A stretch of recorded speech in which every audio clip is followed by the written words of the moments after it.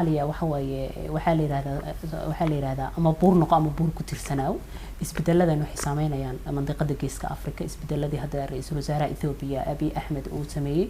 runtii waa wax wanaagsan si hadii loo dhaho haddana si kale hadii loo dhaho runtii Soomaaliya uma wanaagsana Soomaaliya waa wadan civil war ka soo baxay dagaal ahliya ka soo baxaya runtii lama jaan qaadi karo wadan 20 sano ama 40 sano dhisnaa hadii la yiraahdo Ethiopia iyo Soomaaliya hal isku daafuro hal isku daro runtii anaa dhibaato noo saameynaysa dad 100 milyan oo baahan banal ka soo daadinaya oo dekada aan lahayn runtii dadkeenuna waa dad 10 milyan 12 milyan aan ka badnayn runtii marka dawladda Soomaaliyeed iyo dadka siyaasiyiinta waa inay fahmaan isbedeladaasi inay yaani si qoto dheer looga hadlo oo aan la dhihin hana isku keen daro oo si kaste yaani aan looga faa'iideysan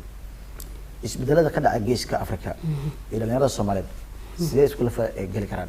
dhalinyarada Soomaaliyeed runtii isbedelo badan ay ka sameeyeen geeska Afrika ama umada dhulka af Soomaaliga laga hadlo runtii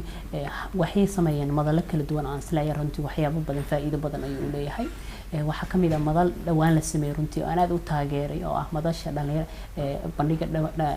hibada dhalinyarada Soomaaliyeed oo lagu qabtay jaamacadda umada Soomaaliyeed qaybta kilometer 4 runtii waxa la isku keenay dhalinyarada hibada lahayd ama farshaxanista ha noqdo ama culum siyaasadda ha barto ama caafimaad ha barto ama si kale waxa u bartay runtii waxa way isbedel in la sameeyo runtii wadanku wuxuu ku soo jira dib u kabasho runtii waxa way dib u kabashadaasna waxa looga baahan yahay waliga speed xawaare sare lagu ma socdo runtii wadan kasto civil war ka soo baxayana